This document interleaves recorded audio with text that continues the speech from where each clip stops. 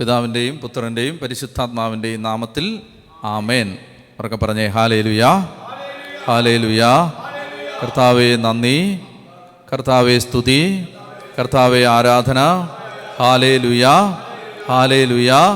യേശുവേ നന്ദി, യേശുവേ സ്തുതി, യേശുവേ ആരാധന. മാതാവിൻ്റെ മാധ്യസ്ഥം തേടി പ്രാർത്ഥിക്കാം. കൃപ നിറഞ്ഞ മറിയമേ, നിനക്ക് സമാധാനം. നമ്മുടെ കർത്താവ് നിന്നോടുകൂടെ, നീ സ്ത്രീകളിൽ അനുഗ്രഹിക്കപ്പെട്ടവളാകുന്നു. നിന്റെ ഉദരഫലമായ നമ്മുടെ കർത്താവ് യേശു മിശിഹ വാഴ്ത്തപ്പെട്ടവനാകുന്നു.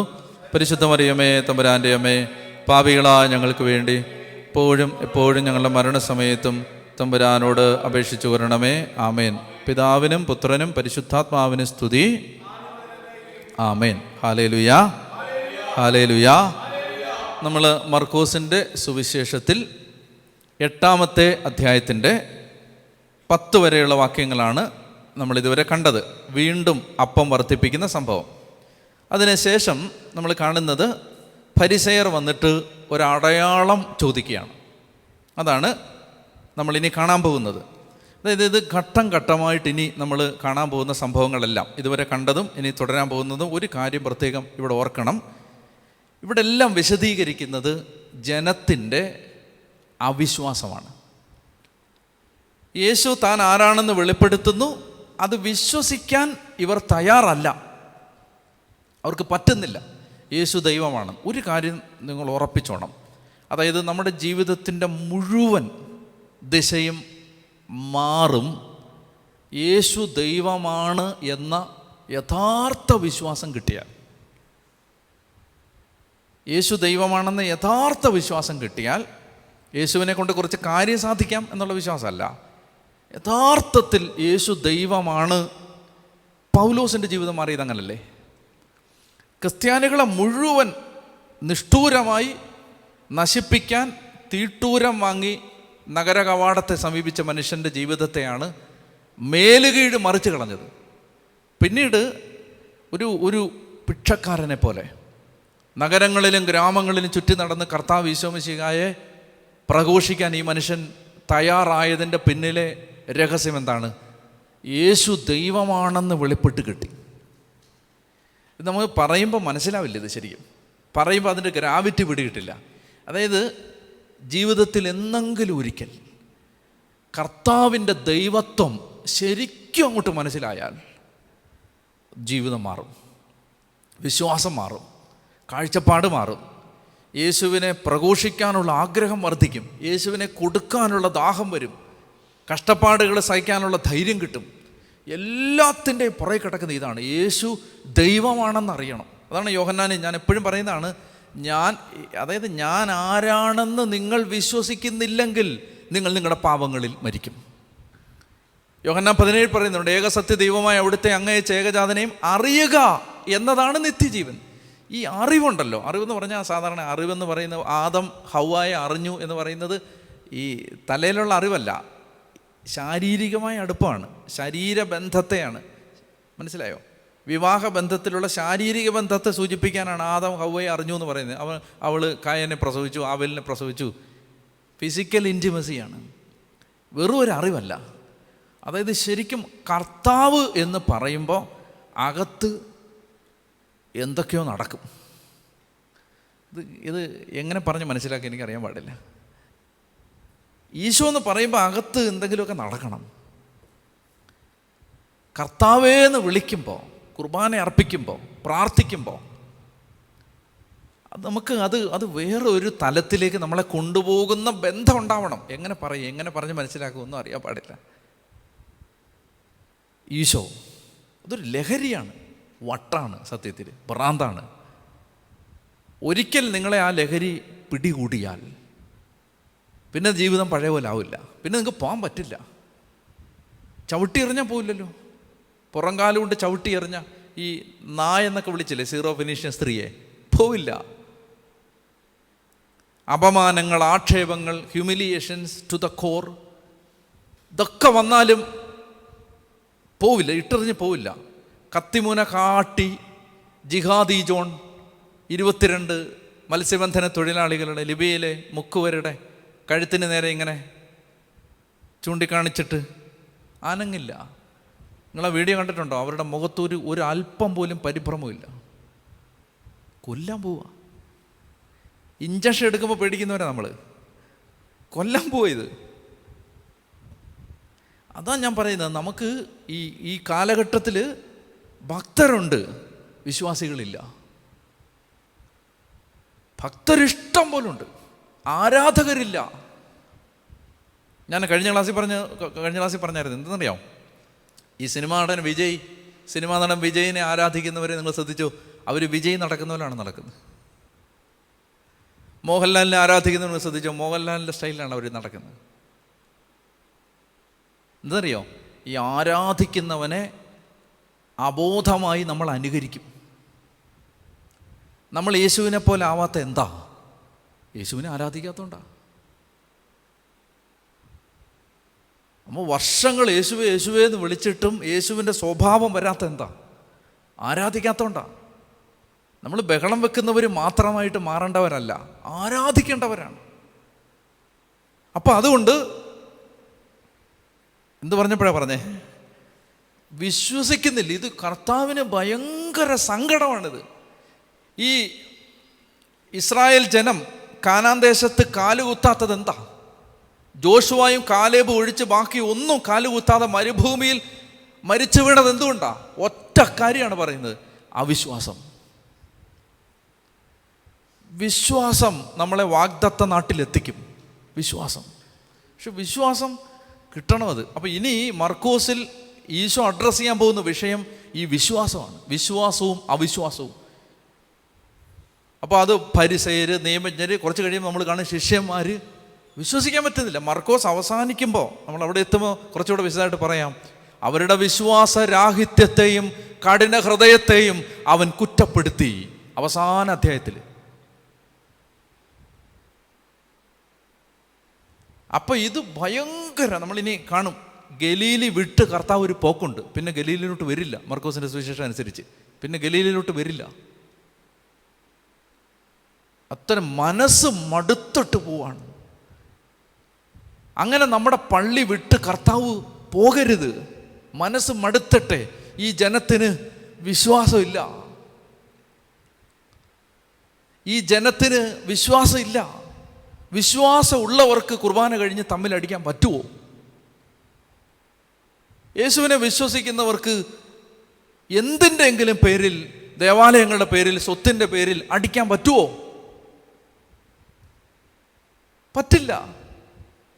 വിശ്വാസമുള്ളവർക്ക് പള്ളി പിടിച്ചെടുക്കാൻ പോകാൻ പറ്റുമോ? പറ്റില്ല. അതിന് എന്ത് ന്യായം പറഞ്ഞാലും പറ്റില്ല. കാരണം എന്താ പറയുക? അകത്ത് കിടന്ന് ചുരിക കുത്തുപോലൊരു സാധനം കുത്തും. തെറ്റാടാന്ന് പറയില്ലേ? പറയും. നമ്മൾ ഒരുത്തരോട് ദേഷ്യപ്പെട്ട് നോക്ക്. ഒരുത്തരോട് ചൂടായിട്ട് ഒന്ന് കുർബാന ചൊല്ലാൻ കയറി നിൽക്ക്. പറ്റില്ല ചൊല്ലാൻ. അകത്ത് കിടന്ന് കുത്തും. നമ്മൾ വലിയ ഭക്തരും വിശുദ്ധരായിട്ടല്ലത്, വിശ്വാസം കിട്ടി. വിശ്വാസം ഉള്ളത് കൊണ്ടാണ്. നമ്മൾ മനസ്സിലാക്കേണ്ടത്, ഈ വിശ്വാസം അതില്ലാത്തതിൻ്റെ പേരിൽ കർത്താവ് ഭയങ്കര മനസ്സ് മടുത്തിട്ടിട്ട് പോവും. പള്ളികൾ എന്ന് നമ്മൾ വിളിക്കുന്ന സംവിധാനങ്ങൾ കെട്ടിടങ്ങളായി മാറാൻ അധികകാലം വേണ്ട. എന്താണ് ഒരു ആരാധനാ സമൂഹത്തെ പിടിച്ചു നിർത്തുന്നത്? യേശുവിലുള്ള അടിയുറച്ച വിശ്വാസം. വിശ്വാസം എന്ന് പറഞ്ഞാൽ കുറേ ബഹളം വെപ്പല്ല. വിശ്വാസം എന്ന് പറഞ്ഞാൽ ചില നിലപാടുകളാണ്. ആ വിശ്വാസത്തിൻ്റെ പേരിൽ ചിലർ പറയും, നിങ്ങളെടുത്ത ഈ പള്ളി, ഞങ്ങൾക്ക് പള്ളിയല്ല വേണ്ടത്, കർത്താവിനെയാണ് വേണ്ടത്. അങ്ങനെ പറയും. നിങ്ങളെടുത്തോ, ഞങ്ങൾക്ക് ഈ പള്ളിയല്ല വേണ്ടത്, ഞങ്ങൾക്ക് ഈശോയാണ് വേണ്ടത്, പള്ളിയേക്കാൾ ഞങ്ങൾക്ക് വലുതാണ് കർത്താവ്. അങ്ങനെ പറയാൻ പറ്റുന്ന ബലമുള്ള എത്ര സഭകളുണ്ട്?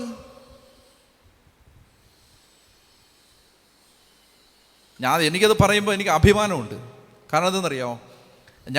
ഈ സമ്പത്ത് വേണ്ട, കർത്താവാണ് വലുതെന്നും പറഞ്ഞുകൊണ്ട് ഒരു മലയിറങ്ങി വന്ന മാറിവാനിയോസിൻ്റെ അനന്തരഗാമികളിൽ ഒരാളാണ് ഞാൻ. അപ്പം അതുകൊണ്ട് എനിക്കത് പറയാൻ പറ്റും.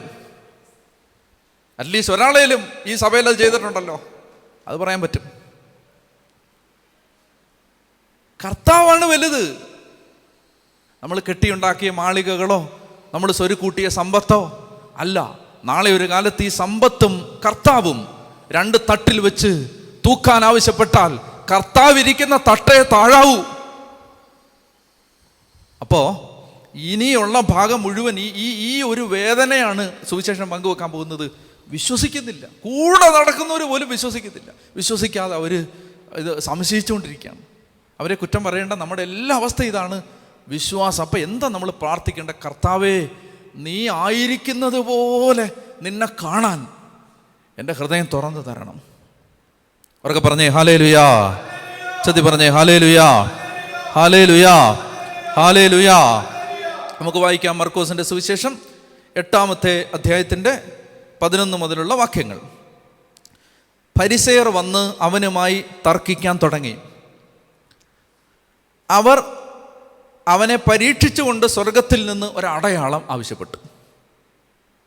നിങ്ങളൊന്ന് ആലോചിച്ച് നോക്ക്. അത്ഭുതത്തിന് ശേഷം അത്ഭുതം, മിറക്കിൾ ആഫ്റ്റർ മിറക്കിൾ ചെയ്തുകൊണ്ടിരിക്കുന്ന ഒരാളാണ് പറയുന്നത്, ഒരടയാളം കാണിക്കാവും. ഒരു തലവേദന പോലും സുഖപ്പെടുത്താത്ത ഒരുത്തനോട് അടയാളം ചോദിച്ചാൽ അതിനകത്തൊരു മാന്യതയുണ്ട്. ഇത് മിറക്കിൾ ആഫ്റ്റർ മിറക്കിൾ. സീറോഫിനീഷ്യൻ സ്ത്രീയുടെ മകള് ബെഥരിനെ സുഖപ്പെടുത്തുന്നു. അതിനു മുമ്പ് ഗനസരത്തിലെ അത്ഭുതങ്ങൾ, വെള്ളത്തിന് മീതെ നടക്കുന്നു, അപ്പം വർദ്ധിപ്പിക്കുന്നു. ഇങ്ങനെ ഈ 1 മുതൽ മർക്കോസ് 1 മുതൽ നോക്കി, ഈ ഗലീലയിലുടനീളം കർത്താവ് ചെയ്ത അത്ഭുതങ്ങൾ മുഴുവൻ കണ്ടിട്ട് പിന്നെ ചോദിക്കുകയാണ്, ഒരടയാളം തരാവോ, ഞങ്ങൾ വിശ്വസിക്കാം, ഒരടയാളം തരാവോ. പരിസേര് അല്ല, നമ്മളിത് ഇങ്ങനെ തന്നല്ലേ, ഇനി എന്താ അടയാളം വേണ്ടേ? ഒരു ജന്മം മുഴുവൻ അവൻ്റെ പക്കൽ നിന്ന് വിട്ടു പിരിയാതിരിക്കാനുള്ള 1000 അടയാളം നമ്മുടെ ജീവിതത്തെ അവൻ തന്നിട്ടില്ലേ? പിന്നെ നമ്മൾ എന്തിനാണ് ഈ അടയാളം? വിശ്വസിക്കാൻ നമുക്ക് ഇനി ഒരടയാളത്തിൻ്റെ ആവശ്യമില്ല. കേരള സഭയ്ക്ക് വിശ്വസിക്കാൻ ഇനി അടയാളങ്ങളുടെ ആവശ്യമുണ്ടോ? ആവശ്യമില്ല. ഇനി ഒരടയാളവും നീ പ്രവർത്തിച്ചില്ലെങ്കിലും ഞങ്ങൾ വിശ്വസിക്കും, ഒരടയാളവും പ്രവർത്തിച്ചില്ലെങ്കിലും ഞങ്ങളുടെ കൺവെൻഷൻ പന്തലുകൾ നിറയും എന്ന് പറയാനുള്ള ധൈര്യം ഉണ്ടാവേണ്ട സഭയാണ് കേരള സഭ. നമ്മൾ വീണ്ടും അടയാളങ്ങൾക്ക് വേണ്ടി കാത്തിരിക്കും. ഇവിടെ വിശ്വസിക്കാൻ ഞങ്ങൾക്കൊരു അടയാളം താ. ഇവിടെ ഈ പരിസേരി നിൽക്കുന്ന ആരുടെ സ്ഥാനത്തെന്നറിയാം? മരുഭൂമിയിൽ വെച്ച് ദൈവത്തെ അവിശ്വസിച്ച പൂർവികരുടെ ചരിത്രം ഇവർ ആവർത്തിക്കുകയാണ്. ദൈവം വന്നിങ്ങനെ മുമ്പിൽ നിൽക്കുകയാണ്. അവനോട് പറയാണ്, ഒരു അടയാളം കാണിക്കാവോ ഞങ്ങൾ വിശ്വസിക്കാൻ. ഈശോയുടെ റെസ്പോൺസ് എന്താണെന്നറിയോ? അവൻ ആത്മാവിൽ അഗാധമായി നെടുവീർപ്പിട്ടു. അഗാധമായി, ഡീപ്പ് സൈ എന്ന് പറഞ്ഞാൽ ഉള്ളിൽ പൊട്ടിക്കരഞ്ഞു എന്നാണ്. അകത്ത് കിടന്ന് വിങ്ങിപ്പൊട്ടി അഗാധമായി നെടുവീർപ്പിട്ടു. എന്നിട്ട് പറയാണ്, എന്തുകൊണ്ടാണ് ഈ തലമുറ അടയാളം അന്വേഷിക്കുന്നത്? സത്യമായി ഞാൻ നിങ്ങളോട് പറയുന്നു, ഈ തലമുറയ്ക്ക് അടയാളം നൽകപ്പെടുകയില്ല. അവൻ അവരെ വിട്ട് വീണ്ടും വഞ്ചിയിൽ കയറി മറുകരയിലേക്ക് പോയി. ഒരു കാര്യം ശ്രദ്ധിച്ചേ, വിശ്വസിക്കാൻ തയ്യാറല്ലെങ്കിൽ ഒരടയാളവും നിന്നെ തൃപ്തിപ്പെടുത്തില്ല. വിശ്വസിക്കാൻ മനസ്സുള്ളവന് ഒരടയാളത്തിൻ്റെയും ആവശ്യമില്ല. വിശ്വസിക്കാത്തവന് ഏതടയാളം കിട്ടിയാലും അവൻ വിശ്വസിക്കും. വിശ്വസിക്കുന്നവന് ഒരടയാളവും കിട്ടിയില്ലെങ്കിലും അവൻ വിശ്വസിച്ചുകൊണ്ടേയിരിക്കും. സംഖ്യയുടെ പുസ്തകം 14-ാം അധ്യായം 11-ാമത്തെ വാക്യം ഒന്ന് വായിക്കാം. സംഖ്യ 14:11. കർത്താവ് മോശയോട് അരുളി ചെയ്തു, കേട്ടെ, കർത്താവ് മോശയോട് അരുളി ചെയ്തു, ഈ ജനം എത്രത്തോളം എന്നെ പ്രകോപിപ്പിക്കും. നമ്മളെക്കുറിച്ച് പറയുന്നതായിട്ട് കാണണം. കർത്താവ് നമ്മളെക്കുറിച്ച്, എന്നെക്കുറിച്ചും നിന്നെക്കുറിച്ചും പറയുകയാണ്, എത്ര നാൾ ഈ ജനം എന്നെ പ്രകോപിപ്പിക്കും. See, how long will they provoke me? എന്താ പ്രകോപനം? അവരുടെ മധ്യേ ഞാൻ പ്രവർത്തിച്ചിട്ടുള്ള അടയാളങ്ങൾ കണ്ടിട്ടും എത്ര നാൾ അവർ എന്നെ വിശ്വസിക്കാതിരിക്കും.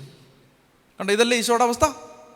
ഇത്രയും അടയാളം പ്രവർത്തിച്ചിട്ടും അവർക്ക് വിശ്വസിക്കാൻ പറ്റുന്നില്ല, വിശ്വസിക്കുന്നില്ല. അപ്പോൾ ഇതാണ് കർത്താവിൻ്റെ വേദന മരുഭൂമിയിൽ വെച്ച്. മാത്രമല്ല, ഇവരെന്താ ചെയ്യുന്നത്? ഇവർ ശരിക്കും സാത്താൻ്റെ റോളിലേക്ക് വരികയാണ്. സാത്താൻ്റെ റോളിലേക്ക് വന്നിട്ട് പറയുകയാണ്, നീ എന്ത് ചെയ്യണം? നീ ഇങ്ങനെ ഒരു അടയാളം പ്രവർത്തിക്കും. അതല്ലേ സാത്താൻ മരുഭൂമിയിൽ വെച്ച് ചെയ്തത്. നീ ചാട്, നീ കല്ലിനെ അപ്പമാക്ക്. അപ്പം സാത്താൻ്റെ റോളിലേക്ക് നമ്മൾ ആവശ്യമില്ലാത്ത അടയാളങ്ങൾ ചോദിക്കുന്നൊരു മനസ്സ് പിശാചിൻ്റെ മനസ്സാണ്. എപ്പോഴും ഇങ്ങനെ അടയാളത്തിന് ആവശ്യമില്ല. നമുക്ക് ഉറപ്പല്ലേ കർത്താവ് നമ്മുടെ കൂടെ ഉണ്ടെന്ന്. ഇനി വേറൊരു കാര്യം എന്താ അറിയാം, ഒരു കാര്യം കൂടെ ഞാൻ പറയാം, ഇത് നിങ്ങൾ ശ്രദ്ധിച്ച് കേൾക്കണം. നമുക്ക് നൽകപ്പെട്ട, അല്ലെങ്കിൽ ഈ ജനത്തിന് നൽകപ്പെട്ട, ഇപ്പം ഈ കോണ്ടെക്സ്റ്റിൽ പറ, ഈ ജനത്തിന് ഈശോ കൊടുത്ത ഏറ്റവും വലിയ അടയാളം എന്താ? ഇപ്പോൾ ഈ നമ്മൾ കുറേ എപ്പിസോഡുകൾ കണ്ടില്ലേ, ഇതിൽ ഈശോ കാണിച്ച ഏറ്റവും വലിയ അടയാളം എന്താ? അപ്പം വർദ്ധിപ്പിച്ചതാണ്. 2 തവണ അപ്പം വർദ്ധിപ്പിച്ചല്ലോ. അതായത് 5 അപ്പം എടുത്തിട്ട് അതിങ്ങനെ വാഴ്ത്തി വിഭജിച്ച് കൊടുക്കുമ്പോൾ അത് ഇഷ്ടം പോലെ അപ്പമായിട്ട് മാറുകയാണ്. ഇതാണല്ലോ ഏറ്റവും വലിയ അത്ഭുതം. അപ്പം ഈശോ ചോദിക്കുന്നത് എന്തെന്നറിയാം? പറയാതെ പറയുന്നത്, വരികൾക്കിടയിൽ മറച്ചു വെച്ചത്, അല്ലെങ്കിൽ വിങ്ങലുകൾക്കിടയിൽ മറഞ്ഞു പോയ അവൻ്റെ വേദന, മറഞ്ഞു കിടക്കുന്ന വേദന എന്തെന്നറിയാമോ? ഞാൻ ഈ അപ്പം തന്നിട്ട് ഇനി ഇതിനൊക്കെ വലിയ അടയാളം വേണോ? എന്താ നമ്മുടെ ഈ 2021 ഈ മാസം കർത്താവ് എന്താ നമ്മളോട് പറയുന്നത്? ദിവ്യകാരുണ്യത്തെക്കാൾ വലിയ എന്തടയാളമാ നിനക്ക് വേണ്ടേ? വിശുദ്ധ കുർബാനയേക്കാൾ വലിയ എന്തടയാളമാണ് നിനക്ക് ഞാൻ തരേണ്ടത്? അടയാളം അന്വേഷിക്കുന്ന ഒരു സഭയോട് 2021 വീണ്ടും കർത്താവിന് ചോദിക്കാൻ ഇത്രയേ ഉള്ളൂ, എടാ, എല്ലാ ദിവസവും നിന്റെ അൾത്താരയിൽ സംഭവിക്കുന്ന ആ അടയാളത്തെക്കാൾ വലിയ അടയാളം ഇനി ഈ ലോകത്ത് എന്ത് സംഭവിക്കാനാണ്? പക്ഷെ അതൊന്നും വിശ്വസിക്കാൻ നമ്മുടെ ഹൃദയം അങ്ങോട്ട് തുറക്കപ്പെടുന്നില്ല. ഇപ്പോൾ ഒരച്ഛൻ, അപ്പം അച്ഛൻ കയ്യിൽ ഈ അപ്പം വെച്ചിട്ട് അച്ഛൻ ഇങ്ങനെ പ്രാർത്ഥനകൾ ചൊല്ലിക്കൊണ്ടിരിക്കുമ്പോൾ അച്ഛൻ പോലും അറിയാതെ ഈ കയ്യിൽ ഇരിക്കുന്ന അപ്പം അതിൻ്റെ സബ്സ്റ്റൻസ് മാറി കർത്താവായിട്ട് മാറുന്നു എന്ന ആ അടയാളത്തെക്കാൾ വലിയൊരു അടയാളം നമുക്ക് എന്താ വേണ്ടേ? പക്ഷെ നമുക്കിതങ്ങോട്ട് ഇത് മനസ്സിലാവുന്നില്ല. ഇൻ്റലിജിബിളാണ്, പക്ഷേ ഗ്രഹിക്കുന്നില്ല. മനസ്സിലാവുന്നുണ്ട്, ഗ്രഹിക്കുന്നില്ല. ഇനി കർത്താവ് കുറേ ചോദ്യം അങ്ങോട്ട് ചോദിക്കാൻ പോകണം. എന്താ നിങ്ങൾ മനസ്സിലാകാത്ത, എന്താ നിങ്ങൾ ഓർക്കാത്ത, എന്താ കാണാത്ത, എന്താ കേൾക്കാത്ത എന്ന് പറഞ്ഞുകൊണ്ട് രോഷം കൊള്ളുന്നൊരു കർത്താവിനെ കാണാം. ഇത് ഓരോ ബലിപീഠത്തിലിരുന്നും കർത്താവ് ചോദിക്കുന്ന ചോദ്യമാണിത്. നിനക്ക് എന്താ ഇത് മനസ്സിലാവാത്തേ? ഇത് ഞാൻ ദൈവമാണ്, ഞാനാണ് നിൻ്റെ അകത്ത് വരുന്നത്. ഇപ്പോഴും നമ്മൾ എത്ര പേരാ വന്നിട്ട് പറയുന്നത്, ഇപ്പോഴും അവർ ഇങ്ങനെ എന്തൊക്കെയോ ചെയ്യുന്നുണ്ട്, അങ്ങനെ ഭർത്താവിൻ്റെ വീട്ടുകാർ ഉപദ്രവം ചെയ്യുന്നുണ്ട്, അവർ അഭിചാരം, അവർ മന്ത്രവാദം ചെയ്യുന്നുണ്ട്, അത് ചെയ്യുന്നുണ്ട്. ഒരു കാര്യം നമ്മളെന്നാലോചിച്ചു, ഈ ലോകം സൃഷ്ടിച്ച ഈ സകല തിന്മയുടെ ശക്തികൾക്ക് മേലും അധികാരമുള്ള കൊളോസോസ് 2:12-13 ആധിപത്യങ്ങളെയും അധികാരങ്ങളെയും കുരിശിൽ നിരായുധമാക്കി ആയുധം വെപ്പിച്ച് കീഴടക്കിയ ആ സർവശക്തൻ, ആ ദൈവം എൻ്റെ അകത്തിരിക്കുമ്പോൾ ഒരു ആഭിചാരത്തിന് എന്നെ നശിപ്പിക്കാൻ പറ്റുമെന്ന് അച്ഛൻ വിചാരിക്കുന്നുണ്ടോ? ഇത് നമുക്ക് ഇൻ്റലിജിബിളാണ്, പക്ഷേ ചങ്കിനകത്ത് കയറിയിട്ടില്ല. ഇപ്പോഴും നമുക്ക് പേടിയാണ്, അയ്യോ ഇനി വല്ലതും വരുമോ? ഒരു കാര്യം വിശ്വസിച്ചോണം, ഒരാഭിചാരം, ഏതെങ്കിലും തരത്തിലുള്ള ഒരു നെഗറ്റീവ് ശക്തി നിന്നിൽ വരുത്തിയിട്ടുണ്ടെങ്കിൽ അത് കർത്താവ് അനുവദിച്ചാൽ മാത്രമേ നിൻ്റെ അടുത്തേക്ക് വരൂ എന്ന് വിശ്വസിച്ചോണം. ഇപ്പം നമ്മൾ ഏതെങ്കിലുമൊക്കെ, ഇപ്പോൾ ഉദാഹരണത്തിന് നമ്മൾ മിഷൻ പ്രവർത്തനത്തിൽ പോകുമ്പോൾ പ്രയാസം വരില്ലേ? വരുമ്പോൾ ഓർത്തണം, അയ്യോ മിഷൻ പ്രവർത്തനത്തിന് പോയി പ്രയാസം വന്നു, പിശാചിൻ്റെ ഉപദ്രവം എന്ന് ചിന്തി. ഇത് കർത്താവ് ഈ മിഷൻ വേലയ്ക്ക് വെച്ചിരുന്ന ജീവിതാനുഭവങ്ങളിൽ ഇതുകൊണ്ട്, അതെൻ്റെ കർത്താവുള്ളത് കൊണ്ട് അതിനെന്നെ നശിപ്പിക്കാൻ പറ്റില്ല. യെശയ്യാ 54:17 ഈ വചനം ഓർത്തിരുന്നു. യെശയ്യാ 54:17 നിന്നെ ഉപദ്രവിക്കാൻ ഉണ്ടാക്കിയ ഒരായുധവും ഫലപ്രദമാവില്ല. ഇതിനൊക്കെ വലിയ പ്രോമിസ് എവിടാ വേണ്ടേ? ഏത് മതഗ്രന്ഥത്തിലുണ്ട് ഇതിനേക്കാൾ വലിയൊരു വാഗ്ദാനം? ഏത് വിശ്വാസത്തിലുണ്ട് ഇതിനേക്കാൾ വലിയൊരു വാഗ്ദാനം? നിന്നെ ഉപദ്രവിക്കാൻ ഉണ്ടാക്കിയ ഒരായുധവും ഫലപ്രദമാവില്ല. നിനക്കെതിരെ വിധി പ്രസ്താവിക്കുന്ന ഓരോ നാവിനെയും നീ ഖണ്ഡിക്കും. പറഞ്ഞേ ഹല്ലേലൂയാ, ഹല്ലേലൂയാ, ഹല്ലേലൂയാ. അപ്പോൾ വീണ്ടും ഈ അടയാളം ചോദിച്ചുകൊണ്ടിരിക്കുകയാണ്. അങ്ങനെ അടുത്ത വാക്യം എങ്ങനെയാണ്? അവൻ അവരെ വിട്ട് വീണ്ടും വഞ്ചിയിൽ കയറി മറുകരയിലേക്ക് പോയി. ഞാൻ ഒരു രഹസ്യം കൂടെ പറയട്ടെ. നിങ്ങൾ വിശുദ്ധ കുർബാന എന്ന ഏറ്റവും വലിയ അടയാളത്തെ വിശ്വസിച്ച് നോക്ക്, പിന്നെ ജീവിതം മുഴുവൻ അടയാളങ്ങളായിരിക്കും. വിശുദ്ധ കുർബാന എന്ന് പറയുന്ന ആ ഏറ്റവും വലിയ അടയാളത്തെ ഒന്ന് വിശ്വസിക്കാനുള്ള ഹൃദയം തുറക്കപ്പെടാൻ വേണ്ടി പ്രാർത്ഥിക്കുക. പിന്നെ ജീവിതം മുഴുവൻ അടയാളങ്ങളായിരിക്കും. ജീവിതം മുഴുവൻ അടയാളങ്ങളായിരിക്കും. മനസ്സിലായോ? ഞാൻ പറയുന്നില്ല, ഒരു കാര്യം പറയാൻ വന്നാണ്, പറയുന്നില്ല. അതായത് ഒരു കാര്യം നമ്മളിങ്ങനെ ഹൃദയത്തിൽ ആഗ്രഹിച്ചാൽ അത് അടുത്ത ദിവസം അത് നടക്കും. ഒരു കാര്യം, അതെന്താണെന്ന് ഞാൻ പറയുന്നില്ല. ഒരു കാര്യം ഞാൻ ആഗ്രഹിച്ചായിരുന്നു, അതങ്ങ് വിശുദ്ധ കുർബാനയെ ഒന്ന് വിശ്വസിക്കുക, ഒന്ന് സ്നേഹിക്കുക, പിന്നെ മുഴുവൻ അടയാളങ്ങളാണ്. ഈ തർക്കത്തോടു കൂടി കർത്താവ് ഗലീലി വിട്ടു പോവാ. കണ്ടോ ലെഫ്റ്റ് പോവാ. ഇനി ഒരു തവണയോട് ഗലീലി പാസ് ചെയ്യുന്നുണ്ട്. അന്നേരം കർത്താവ് പറയും, ഒറ്റ ഒരുത്തനെ അറിയില്ല ഞാനിതിലേ പോയതെന്ന് പറയും. സൈലൻ്റായിട്ട്. വിശ്വസിക്കാത്തവൻ്റെ വീട്ടിലൂടെയും കർത്താവ് പോകുന്നുണ്ട്, പക്ഷെ സൈലൻ്റായിട്ട് പോവും. ഒരടയാളവും അവിടെ അവശേഷിപ്പിക്കില്ല. ഈ തർക്കത്തോടുകൂടി ഈശോ ഗലീലി വിടുകയാണ്. ഇതൊരു ഭയാനകമായ അവസ്ഥയത്. മടുത്തിട്ട് നമ്മളൊരു 10 കോടി രൂപ ഉണ്ടാക്കിയ പള്ളി വിട്ടിട്ട് കർത്താവ് ഇറങ്ങിപ്പോകുന്ന അവസ്ഥ ഭയാനകമാണ്. അതുകൊണ്ട് പള്ളി വെക്കുന്നതൊക്കെ നല്ലതാണ് അല്ലേ? പള്ളി പണിയണം, അത്യാവശ്യം എന്നാൽ പണിയണം. പക്ഷെ പള്ളി പണിയും മുമ്പ് പണിയേണ്ടത് വിശ്വാസ സമൂഹങ്ങളെയാണ്. വഴക്കും വക്കാണവും തല്ലും അടിയും ഇടിയും ഉപദ്രവവും പാരവെപ്പും നടത്തിക്കൊണ്ടിരിക്കുന്നവന് കോടി മുടക്കി പള്ളി വെച്ച് കൊടുക്കരുത്. ആദ്യം ഒരു കൂട്ടായ്മ പണിയെ, എന്നിട്ട് ആവശ്യമുണ്ടെങ്കിൽ അവർക്കൊരു കെട്ടിടം പണിയെ. ആദ്യം ഒരു വിശ്വാസ സമൂഹത്തെ പണിതുയർത്ത്, വിശ്വാസം കൊടുക്ക്, എന്നിട്ട് അവൻ ആവശ്യമുണ്ടെങ്കിൽ കൂര പണിഞ്ഞു കൊടുക്ക്.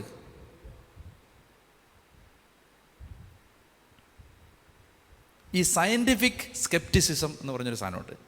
എന്ന് പറഞ്ഞാൽ എന്താണ്? ശാസ്ത്രീയമായ ഒരു സംശയവാദമാണത്. അതെന്താണ്? തെളിവ് താ, വിശ്വസിക്കാം. ഇതാണ് ഇവിടെ ഡിസ്കസ് ചെയ്യുന്നത്. ഒരു തെളിവ് താ. ദാറ്റ് ഈസ് എ സയൻറ്റിഫിക് സ്കെപ്റ്റിസിസമാണത്. തെളിവ് താ. ഈ കുർബാനയിൽ ഈശോ ഉണ്ടോ? Prove it. തെളിവ് താ. അത് സയൻറ്റിഫിക് അല്ല, മറിച്ച് അഹങ്കാരമാണത്. ഈ വിഷയമാണ് ഇവിടെ പരിസയർ ഉന്നയിക്കുന്നത്. ഞങ്ങൾ വിശ്വസിക്കാം. വിശ്വസിക്കാത്തവന് എന്നാ തെളിവ് കൊടുത്താലും അവൻ വിശ്വസിക്കും. നിങ്ങൾ വിചാരിക്കുന്നുണ്ടോ? എനിക്ക് പലപ്പോഴും തോന്നിയിട്ടുണ്ട്. അതായത് ഇങ്ങനെ മാതാവിനോട് പ്രാർത്ഥിക്കുന്നത് ശരിയാണോ, കുർബാന അർപ്പിക്കുന്നത് ശരിയാണോ, പൗരോഹിത്യം, ഇങ്ങനെയൊക്കെ ചോദിക്കുന്ന മനുഷ്യർ, ചില ആളുകളുണ്ട്. ഞാൻ സഭയും സംവിധാനവും കൂട്ടായ്മയൊന്നും പേരൊന്നും പറയുന്നില്ല, ഇങ്ങനെയൊക്കെ പറയുന്ന ആളുകളുണ്ടല്ലോ. അതായത് നാഴികയ്ക്ക് 40 വട്ടം കത്തോലിക്ക സഭയെ അല്ലെ അപ്പസ്തോലിക സഭയെ കുറ്റം പറഞ്ഞു നടക്കുന്ന ആളുകളുണ്ടല്ലോ. വിളിച്ചിരുത്തി പറഞ്ഞു കൊടുക്കാമെന്ന് വിചാരിച്ചാൽ സമ്മതിക്കില്ല. തെളിവെടുത്ത് കാണിച്ചാൽ സമ്മതിക്കുമോ? ഇല്ല. എന്താ? വിശ്വസിക്കാൻ തയ്യാറാകാത്തവന്, ഹൃദയം തുറക്കപ്പെടാത്തവന് എന്നാ തെളിവ് കൊടുത്താലും അവൻ വിശ്വസിക്കില്ല. അവൻ വഴക്കിടാൻ വന്നവനാണ്, വിശ്വസിക്കാൻ വന്നവനല്ല. നമുക്ക് കണ്ണുകളടച്ച് പ്രാർത്ഥിക്കാം. കർത്താവേ, അങ്ങയുടെ വചനം ഞങ്ങൾ വ്യാഖ്യാനിക്കുമ്പോൾ, ചിന്തിക്കുമ്പോൾ, മനസ്സിലാക്കുമ്പോഴെല്ലാം അത് ഞങ്ങളെ നിരന്തരമായി അസ്വസ്ഥരാക്കുകയും ഞങ്ങളുടെ അവസ്ഥ മനസ്സിലാക്കി തരികയും ഞങ്ങളെത്രയോ വിശ്വാസത്തിൽ വളരേണ്ടവരാണ് എന്ന ബോധ്യം തരികയും ചെയ്യുന്നതിന് കർത്താവേ, ഞങ്ങളങ്ങേക്ക് നന്ദി പറഞ്ഞ് പ്രാർത്ഥിക്കുന്നു. അമ്മയോട് ചേർന്ന് പ്രാർത്ഥിക്കാം. നന്മ നിറഞ്ഞ മറിയമേ സ്വസ്തി, കർത്താവ് അങ്ങയുടെ കൂടെ സ്ത്രീകളിൽ അങ്ങ് അനുഗ്രഹിക്കപ്പെട്ടവളാകുന്നു. അങ്ങയുടെ ഉദരഫലമായ ഈശോ അനുഗ്രഹിക്കപ്പെട്ടവനാകുന്നു. പരിശുദ്ധ മറിയമേ തമ്പുരാൻ്റെ അമ്മേ, പാപികളായ ഞങ്ങൾക്ക് വേണ്ടി എപ്പോഴും ഞങ്ങളുടെ മരണസമയത്തും തമ്പുരാനോട് അപേക്ഷിച്ചു കൊള്ളണമേ. ആമേൻ. പിതാവിനും പുത്രനും പരിശുദ്ധാത്മാവിനും സ്തുതി. ആമേൻ.